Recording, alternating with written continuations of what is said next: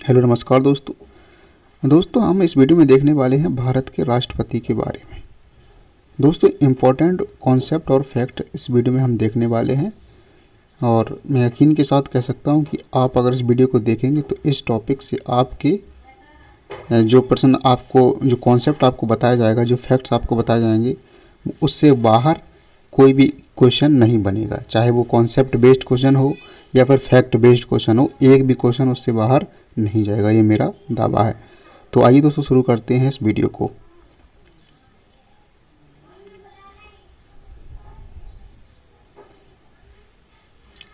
दोस्तों जैसा कि हम सभी जानते हैं कि हमारे संविधान में आर्टिकल 52 में राष्ट्रपति के पद का उल्लेख है, यानी कि कहा गया है कि भारत का एक राष्ट्रपति होगा। आर्टिकल 52 से शुरुआत होती है हमारे राष्ट्रपति की। और आर्टिकल 53 कहता है कि कार्यपालिका शक्ति राष्ट्रपति में निहित होगी। आर्टिकल 54 कहता है कि निर्वाचक मंडल, राष्ट्रपति का जो निर्वाचक मंडल होगा वो क्या होगा, कौन कौन उसमें शामिल होगा। और आर्टिकल 55 कहता है कि निर्वाचन की विधि क्या होगी। आर्टिकल 56 कहता है कार्यकाल क्या क्या रहेगा। और इसी आर्टिकल में राष्ट्रपति को पद से हटाए जाने की बात की गई है। लेकिन जो इम्पीचमेंट की प्रक्रिया है उसका वर्णन आर्टिकल 61 में है, आर्टिकल 61 में है, 61 में इसका उल्लेख है। दोस्तों आर्टिकल 57 में पुनर्निर्वाचन है। आर्टिकल 57 में बताया गया है कि दोबारा से राष्ट्रपति पद ग्रहण कर सकते हैं या नहीं। और 58 में योग्यता और 59 में सेवा शर्तें हैं और 60 में शपथ है।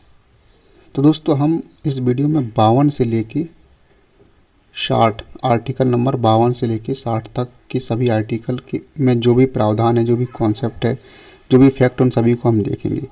लेकिन जैसे आपने देखा होगा कि आर्टिकल 61 है जिसमें महाभियोग यानी इम्पीचमेंट की प्रक्रिया है राष्ट्रपति के टूवर्ड।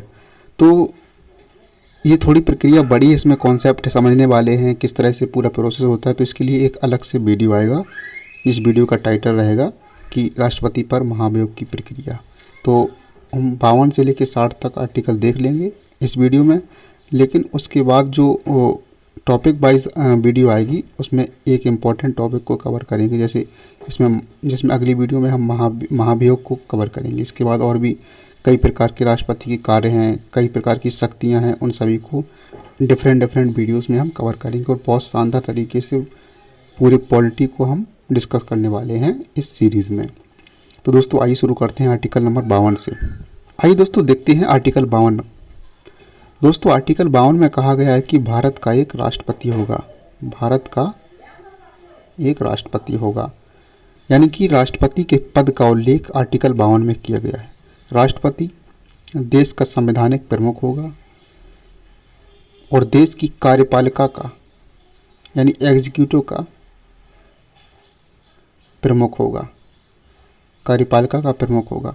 और देश का जो राष्ट्रपति होगा वो नाम मात्र का या फिर औपचारिक प्रमुख होगा। लेकिन वास्तविक प्रमुख प्रधानमंत्री होगा, जिसमें वास्तविक शक्ति निहित होगी।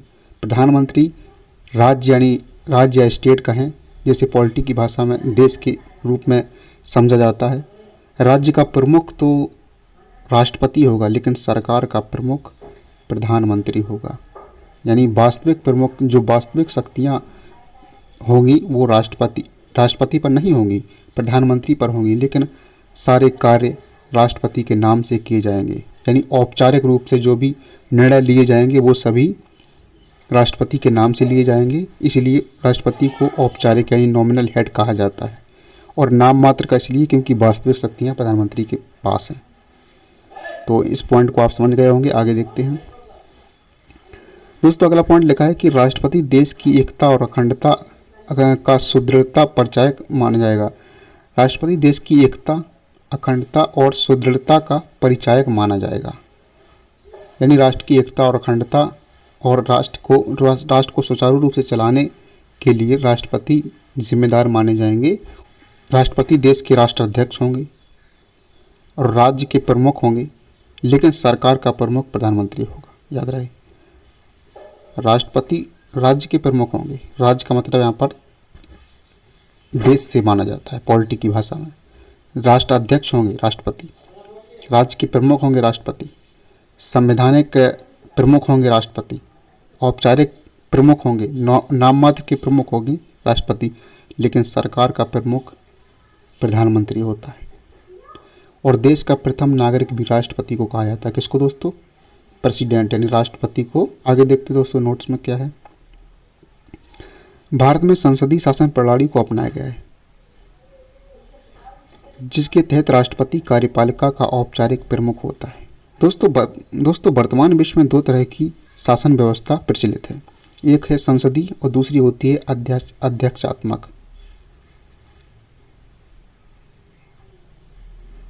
यानी प्रेसिडेंट रूल।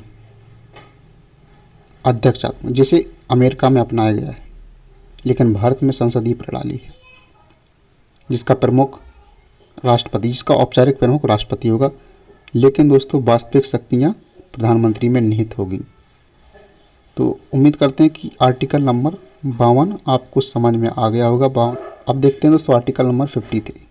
इसमें कहा गया है कि देश की कार्यपालिका शक्ति राष्ट्रपति में निहित होगी, जिसका प्रयोग राष्ट्रपति स्वयं या अपने अधीनस्थ अधिकारियों के माध्यम से करेगा। यानी कार्यपालिका का जो प्रमुख है राष्ट्रपति है, और देश की जो कार्यपालिका शक्तियां हैं, एग्जीक्यूटिव पावर्स हैं, वो सब की सब पावर्स राष्ट्रपति में निहित होगी। और राष्ट्रपति अपने आप स्वयं या फिर अपने अधीनस्थ यानी सबऑर्डिनेट अधीनस्थ के द्वारा उन शक्तियों का प्रयोग करेंगे। अधीनस्थ में मंत्रिपरिषद को माना जाएगा, और सारी कार्यपालिका की जो बॉडी होती है उन सभी के जो अधिकारी होते हैं, और मंत्रिपरिषद होती है जो, और सरकार होती है, उन सभी को राष्ट्रपति के अधीनस्थ माना जाएगा। तो आर्टिकल नंबर 53 आपको समझ में आ गया होगा कि भारत की यानी देश की कार्यपालिका शक्ति राष्ट्रपति में निहित होगी, जिसका प्रयोग राष्ट्रपति स्वयं या फिर अपने अधीनस्थ अधिकारियों के माध्यम से करेगा। आर्टिकल नंबर 54 पर आते हैं। दोस्तों आर्टिकल 54 में राष्ट्रपति के निर्वाचक मंडल का उल्लेख किया गया है, यानी राष्ट्रपति के जो चुनाव होता है उसमें कौन कौन शामिल होगा, कौन शामिल नहीं होगा, इस बात का उल्लेख आर्टिकल 54 करता है। तो आइए दोस्तों देख लेते हैं कि राष्ट्रपति के चुनाव में कौन कौन भाग लेता है, कौन नहीं। दोस्तों राष्ट्रपति के चुनाव में भाग लेते हैं कौन कौन? संसद के सभी निर्वाचित सदस्य। याद रखना, संसद के सभी निर्वाचित सदस्य। संसद का मतलब लोकसभा प्लस राज्यसभा दोनों से होता है। अगला पॉइंट है दोस्तों, राज्य विधानसभा के सभी निर्वाचित सदस्य। राज्य विधानसभा के सभी निर्वाचित सदस्य राष्ट्रपति के चुनाव में भाग लेंगे, यानी कि उनके निर्वाचक मंडल के सदस्य होंगे। राज्य विधानसभा के निर्वाचित सदस्य, राज्य विधानसभा के निर्वाचित सदस्य से मतलब हमारा एमएलए से है, मेंबर ऑफ लेजिस्लेटिव असेंबली। जो विधायक होते हैं वो सभी राष्ट्रपति के चुनाव में भाग लेते हैं। अगला है दिल्ली और पुदुचेरी के निर्वाचित सदस्य। दोस्तों आप सभी जानते होंगे कि दिल्ली और पुदुचेरी में सीएम का पद है, यानी विधानसभा वहाँ पर है। कुछ यूटीज ऐसी हैं जहाँ पर विधानसभा नहीं है, डायरेक्ट केंद्र के द्वारा शासन चलाया जाता है, लेकिन कुछ केंद्र शासित प्रदेश ऐसे हैं जहाँ पर सीएम बनते हैं और वहाँ पर विधानसभा मौजूद है। जब विधानसभा मौजूद है तो विधायक चुने जाएंगे और वहाँ पर मुख्यमंत्री का पद भी सृजित होगा। तो इस समय दिल्ली और पुदुचेरी के निर्वाचित सदस्य हैं जो भाग लेते हैं, लेकिन आपको मालूम होगा कि जो जम्मू कश्मीर को भी यूटी बनाया गया है, लेकिन जम्मू कश्मीर को आपको पता होगा कि जम्मू कश्मीर को दो हिस्सों में डिवाइड किया गया, दोनों को यूटी बनाया गया है, एक लद्दाख और दूसरा JNK। तो जो जम्मू और कश्मीर है उसमें विधानसभा का प्रावधान किया गया है, लेकिन लद्दाख का शासन है वो केंद्र शासित द्वारा पूर्णतः केंद्र शासित द्वारा चलाया जाएगा, लेकिन जम्मू कश्मीर में विधानसभा होगी। तो जब विधानसभा अभी फ़िलहाल तो वहाँ पर चुनाव ही नहीं हुए, जब चुनाव होंगे उसके बाद जब अगला चुनाव होगा राष्ट्रपति के पद का, तो उसमें जम्मू कश्मीर के निर्वाचित सदस्य, जम्मू कश्मीर विधानसभा के निर्वाचित सदस्य भी भाग लेंगे। अगर बात करें दिल्ली और पुदुचेरी के निर्वाचित सदस्यों को कब राष्ट्रपति के निर्वाचन मंडल में शामिल किया गया, मतलब किस आर्टिकल के तहत या फिर किस संविधान संशोधन के तहत। तो दोस्तों आपको बता दें कि संविधान संशोधन कॉन्स्टिट्यूशनल अमेंडमेंट एक्ट 70वें संविधान संशोधन के द्वारा दिल्ली और पुदुचेरी को राष्ट्रपति के निर्वाचक मंडल में शामिल किया गया। दिल्ली और पुदुचेरी के निर्वाचक जो सदस्य हैं उनको। अब दोस्तों देख लेते हैं कि राष्ट्रपति के चुनाव में भाग कौन कौन नहीं लेता है। तो दोस्तों कोई भी मनोनीत सदस्य, संसद का कोई भी मनोनीत सदस्य भाग नहीं लेता है। हम सभी जानते हैं कि राज्यसभा में 12 सदस्यों को मनोनीत किया जाता है और लोकसभा में भी 2 सदस्यों को मनोनीत किया जाता था पहले, लेकिन अब नहीं किया जाता है क्योंकि उनको एंग्लो इंडियन के आधार पर मनोनीत किया जाता था, लेकिन अब फिलहाल उनको मनोनीत नहीं किया जाता है। तो कोई भी राष्ट्रपति के चुनाव में कोई भी मनोनीत सदस्य भाग नहीं लेगा और विधान परिषद के कोई भी सदस्य इसमें भाग नहीं लेंगे। विधान परिषद का मतलब है राज्य में जो विधान परिषद होती है जिसके सदस्य को एमएलसी बोला जाता है। MLC, member of legislative council, जिनके सदस्यों को एमएलसी बोला जाता है। तो एमएलसी भाग नहीं लेंगे। विधायक तो भाग लेंगे लेकिन एमएलसी भाग नहीं लेंगे और संसद के कोई भी मनोनीत सदस्य भाग नहीं लेंगे। राज्यपाल और उपराष्ट्रपति ये भी भाग नहीं लेंगे क्योंकि ये भी न तो संसद के सदस्य हैं और न ही किसी विधानसभा के या विधानमंडल के। तो आगे देखते हैं दोस्तों नोट पॉइंट में क्या है। यदि किसी राज्य का मुख्यमंत्री निम्न सदन का सदस्य है। निम्न सदन, राज्य विधानमंडल में 2 सदन होते हैं। राज्य विधानमंडल में 2 सदन होते हैं। एक होती है विधानसभा और दूसरी होती है विधान परिषद। विधानसभा को निम्न सदन कहा जाता है और विधान परिषद को उच्च सदन कहा जाता है। जिस तरह से राज्यसभा को उच्च सदन कहा जाता है उसी प्रकार से विधान परिषद को राज्य विधानमंडल में उच्च सदन कहा जाता है। तो यदि किसी राज्य का मुख्यमंत्री निम्न सदन का सदस्य यानी कि विधानसभा का सदस्य यानी एमएलए है तो वह राष्ट्रपति को मतदान कर सकता है, लेकिन यदि किसी राज्य का मुख्यमंत्री उच्च सदन यानी कि एमएलसी है तो वह राष्ट्रपति को मतदान नहीं कर सकता।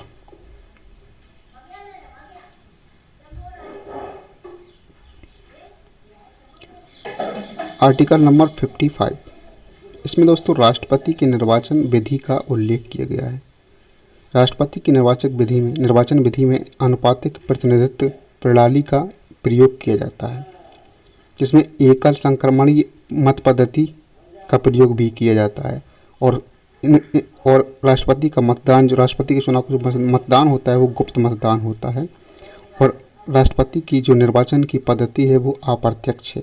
यानी अप्रत्यक्ष का मतलब यहाँ पर यह है कि जनता उनको डायरेक्ट नहीं चुनती है, जनता के प्रतिनिधियों के द्वारा राष्ट्रपति को चुना जाता है।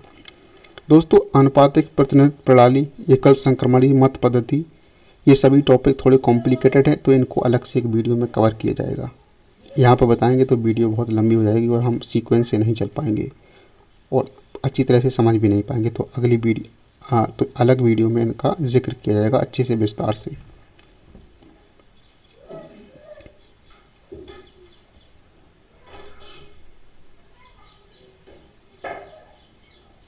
दोस्तों आर्टिकल 56, आर्टिकल 56 के तहत यह स्पष्ट किया गया है कि राष्ट्रपति का कार्यकाल सामान्यतः 5 वर्ष होगा, लेकिन निम्नलिखित परिस्थितियों में 5 वर्ष से पहले राष्ट्रपति का पद रिक्त हो सकता है।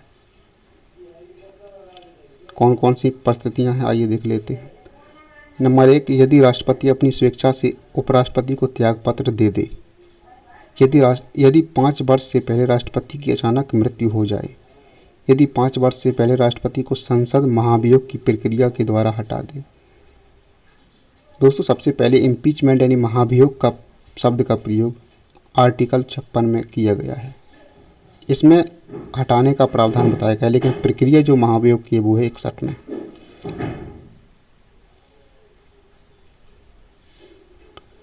यदि 5 वर्ष से पहले न्यायपालिका के द्वारा राष्ट्रपति के चुनाव को शून्य घोषित कर दिया जाता है तब भी राष्ट्रपति को अपना पद छोड़ना होगा।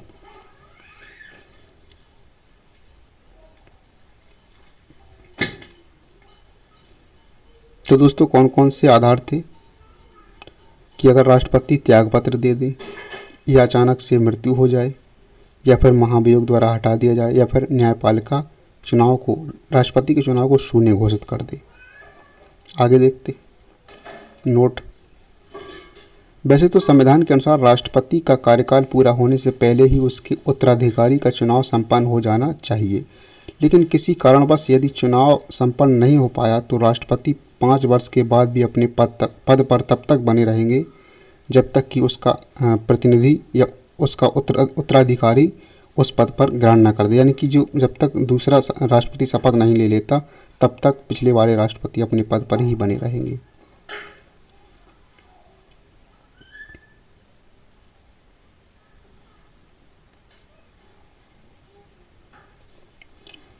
आर्टिकल 57 राष्ट्रपति का पुनर्निर्वाचन। इस संबंध में देखिए दोस्तों क्या प्रावधान किया गया है। भारत का राष्ट्रपति जितनी बार चाहे उतनी बार राष्ट्रपति बन सकता है, क्योंकि भारतीय राष्ट्रपति की न्यूनतम आयु का निर्धारण किया गया है, लेकिन अधिकतम का नहीं किया गया। दोस्तों आपको मालूम होगा कि वर्तमान में अमेरिका में राष्ट्रपति सिर्फ 2 टर्म के लिए ही बन सकते हैं, लेकिन ऐसा हमेशा से नहीं था। इससे पहले राष्ट्रपति कितनी भी बार अमेरिका में भी बन सकते थे, लेकिन एक राष्ट्रपति हुए थे रूजवेल्ट नाम से, वो लगातार 4 बार वहाँ पर राष्ट्रपति बने। तो इसी कारण से आगे चलकर अमेरिका के संविधान में प्रावधान किया गया कि अगर मतलब अमेरिका का राष्ट्रपति तानाशाह ना हो, इसीलिए उनको सिर्फ 2 टर्म ही दिए जाएंगे इंडिविजुअल, एक शख्स के तौर पर। जैसे बराक ओबामा को आपने देखा होगा, लगातार 2 बार वो राष्ट्रपति रहे।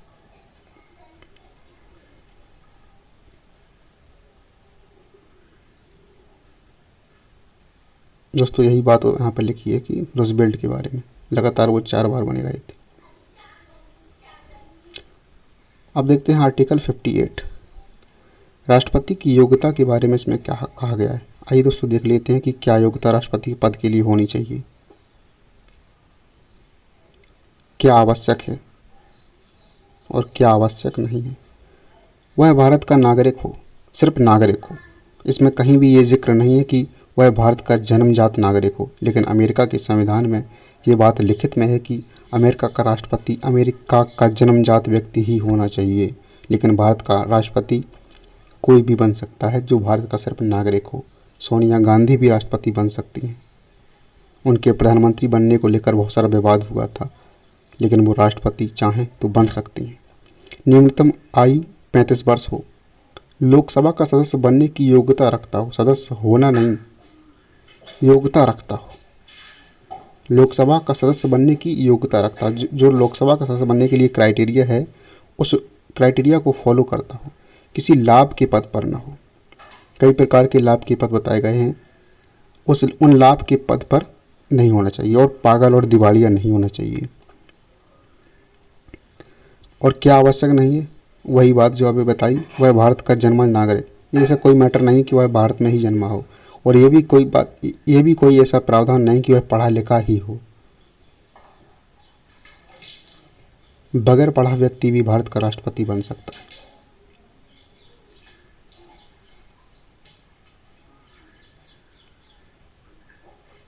आप सोच रहे हो कि इतने बड़े पद के लिए थोड़ी बहुत योग्यता, पढ़ाई लिखाई तो होनी ही चाहिए थी। तो दोस्तों ये शब्द जानबूझ के इसलिए डाला गया है कि भारत का हर व्यक्ति राष्ट्रपति बनने का सपना देख सके।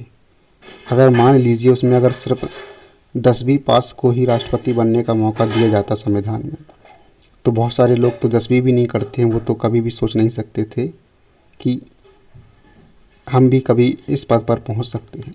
हालांकि समझदार और पढ़ा लिखा होना ज़रूरी है, लेकिन हमारे संविधान में ऐसा प्रावधान नहीं है, क्योंकि तत्कालीन समय में हमारे देश में जो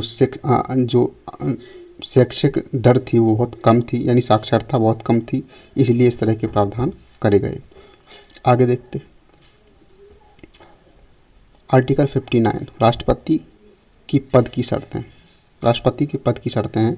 राष्ट्रपति संसद या आरबीएम यानी राज्य विधानमंडल का सदस्य नहीं होता, लेकिन इसका अर्थ यह नहीं है कि संसद और राज्य विधानमंडल का सदस्य राष्ट्रपति नहीं बन सकता। मतलब इसमें कहा गया कि राष्ट्रपति, ऐसा नहीं है कि संसद और राज्य विधानमंडल का सदस्य राष्ट्रपति नहीं बन सकता है, लेकिन वही बात कही गई है कि लेकिन दोस्तों इसमें कहा गया कि संसद का सदस्य हो सकता है वो, और राज्य विधानमंडल का सदस्य हो सकता है, लेकिन राष्ट्रपति बनते ही उसे उस पद को त्यागना होगा। यही बात इसमें बताई गई। आगे क्या लिखा, राष्ट्रपति का चुनाव लड़ने के लिए 50 अनुमोदक और 50 प्रस्तावक की व्यवस्था की गई है। यानी 50 अनुमोदक होने चाहिए और 50 प्रस्तावक।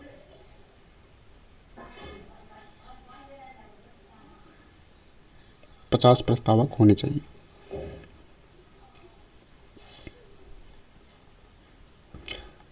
ये 50 अनुमोदक 50 प्रस्तावक निर्वाचन मंडल से ही होने चाहिए। यानी जो राष्ट्रपति का निर्वाचक मंडल है उनमें से ही 50 प्रस्तावक और 50 अनुमोदक होने चाहिए, और जो प्रस्तावक होगा वो अनुमोदक नहीं होगा, और जो अनुमोदक होगा वो प्रस्तावक नहीं होगा। और दोस्तों ये भी ज़रूरी नहीं कि जैसे कि कोई सदस्य ने किसी के लिए प्रस्तावक कोई सदस्य किसी के लिए प्रस्तावक बना है या अनुमोदक बना है और उसके राष्ट्रपति पद के लिए उसका समर्थन किया है, तो ये भी नहीं है कि उसको वोट देगा। ये कोई ज़रूरी नहीं है, सिर्फ प्रस्ताव कर सकता है उसके नाम का। ये ज़रूरी नहीं कि उसको ही वोट देना, कोई मतलब नहीं। वही बात दोस्तों लिखिए कि ये अनुमोदक 50 प्रस्तावक, ये 50 अनुमोदक और 50 प्रस्तावक अलग अलग होने चाहिए। राष्ट्रपति के चुनाव लड़ने के लिए उम्मीदवार द्वारा 15,000 रुपये की जमानत राशि जमा की जाती है, जिसे आरबीआई में जमा किया जाता है। एससी के कैंडिडेट के लिए, एससी एसटी के कैंडिडेट के लिए ये धनराशि आधी रहती है। यदि किसी उम्मीदवार को चुनाव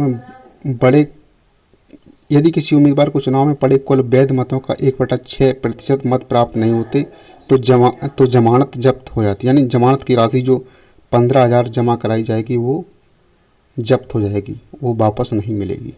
इसी को जमानत जब्त होना बोलते हैं। अब देखते हैं आर्टिकल नंबर 60 लास्ट, राष्ट्रपति की शपथ। दोस्तों राष्ट्रपति की शपथ एससी के मुख्य न्यायाधीश करवाते हैं और उनकी अनुपस्थिति में कोई वरिष्ठतम न्यायाधीश शपथ दिलवाता है। राष्ट्रपति की शपथ का उल्लेख आर्टिकल 60 में है।